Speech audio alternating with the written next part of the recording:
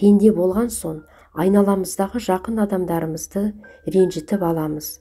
Бірақ адам өз қатесін білген соң дереу кешірім сұрап та үйренген дұрыс екен. Ал көбіміз ұзақ уақыт ренжішті сақтап, араздасып жүре береміз. Мен осы жөнінде айтқым келді.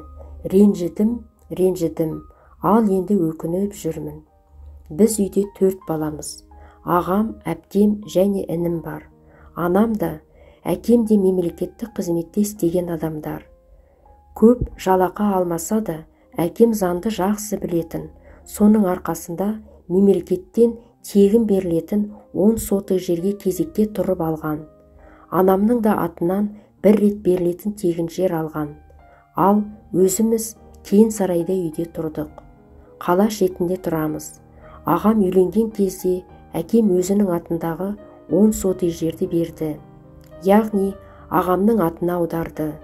Іргетасын құйып, жайлап үй көтерді. Үй салынып біткенше ағам мен жеңгем қара шаңырақта тұрды. Әпкем одан соң 3 жылдан кейін мен мектепті бітіріп студент атандық. Екеуміз де ақылы бөлімде оқыдық. Мен 2-ші курста оқып жүргенде әпкем диплом алып, артынша магистратураға түсті. Арада 2 ай өткенде ұзатылды. Ұзату той, әпкемнің дипломы, магистратурасының ақшасын төлеу отбасымызға әжептәуір салмақ салды. Сол аралықта менің оқуымның ақшасы төленбей қалды. Анам жұрттан қалмаймын деп әпкемнің жасауын жасау үшін қомақты несие алды. Келесі жылы да менің оқуымның ақшасы төленбей, мен университеттен шығып қалдым. Ол кезде жастау, ақмақтау болдым. Оқудан шығып қалғаныма еш өкінбедім. Керісінше, сабақ оқудан құтылғаныма қуанғандай болдым. Әпкем балалы болды. Ол пәтерден пәтерге көшіп жүргенде, бір күні әкем анамның атындағы 10 сотық жерге 3 бөлмелі времянка соғуға кірісті. Оны әпкемнің атына жазып берді. Осылай әркім өз тіршілігімен уақыт зымырап өтіп жатты. Мен косметика саттым.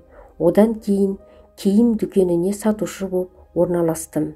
Әйтеуір жұмыс істеп, жалақы алып жүрдім. Бірақ арзымайтын ақша менің киімімнен, тамағымнан артылмайтын. Уақытта тоқтау бар ма? Інім оқуға түсті. 2-ші курста өзінің бір группаласын алып қашып келді. Беташар той жасалды. Менің жасым 33-тен асты. Інімнің келіншегі босанған соң ол мінез шығара бастады. Бір күні келініммен қатты ұрысып қалдым. Сол күні киімдерімді жинап, пәтер жалдап шығып кеттім. Бастапқыда қасымда жұмыстағы бір қыз бірге тұратын еді. 2 жылдан кейін ол тұрмысқа шығып кетті де, мен жалғыз қалдым. Осы кезде ғана мен ойлана бастадым. Бәрінің отбасы, балалары, тіпті баспаналары да бар. Ал менде еш нәрсе жоқ. Тым болмаса күйеу, не бала жоқ.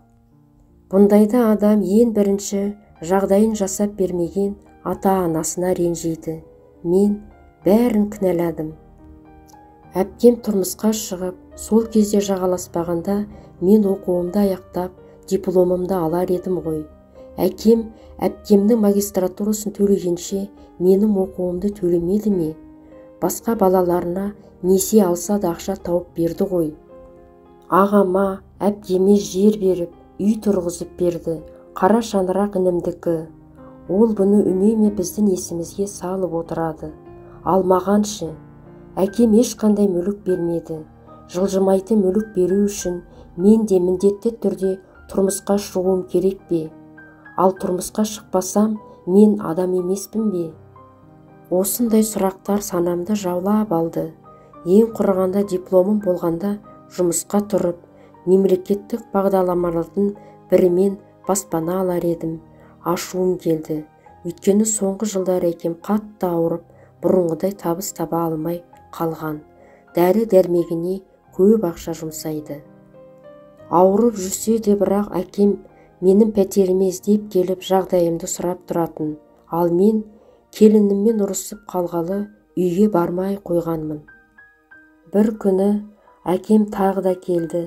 Ауруханадан шыққан беті екен. Отырып шәй ішті. Әңгімелесіп отырып, қызым, тұрмысқа шықсаншы деп қалды. Осы кезде мен өзімді тоқтата алмай қалдым. 30-дан асқан қыздың жанды жері ғой бұл. Дипломым жоқ, жасым 35-тен асқан қыз кімге керек? Барлық балаңызға үй де, жер де бердіңіз, маған еш нәрсе бермедіңіз. Мені ойласаңыз, жаныңыз ашыса, дипломымды алып бермедіңіз бе? Деп айқайладым. Ашумен не айтып не қойғанымды білмеймін. Әйтеуір кет, маған ана да, әке де керек емес. Менен басқа балаларыңды жақсы көресіңдер. Мен ешкімге керек емеспін. Кет дегенім есімде. Әкем жылап қалды. Бірінші рет оның жылағанын көрдім. Есіктен шығып бара жатып, маған ұзақ қарады. Жылап тұр. Мен жылдам бардым да, келмеңдер енді, іздемеңдер мені деп, есікті тарс жауып алдым. Арада бір апта өткен соң әкем қайтыс болды. Содан бері 2 жыл уақыт өтті. Әкемнің жылап үйден шығып кеткені әлі көз алдымда. Сол көріністі ұмыта алмай жүрмін. Оның өліміне өзімді кінәлі санаймын. Әрине, әкем әу бастан ауырып жүрген, үнемі дәрі қабылдап жүретін. Үйдегілердің бәрі оның соңғы 2-3 жылдан бері қатты ауырып, көп уақытты ауруханада өткенін айтып отырады. Олар әкеме айқайлағанымды білмейді. Тек өзім жылда әкеміздің туған күнінде және қайтыс болған күні еске алып, Құран бағыштағанымызда іштей жылап отырамын. Тірі кезінде кешірім сұрап, үлгермегеніме ішім ашиды.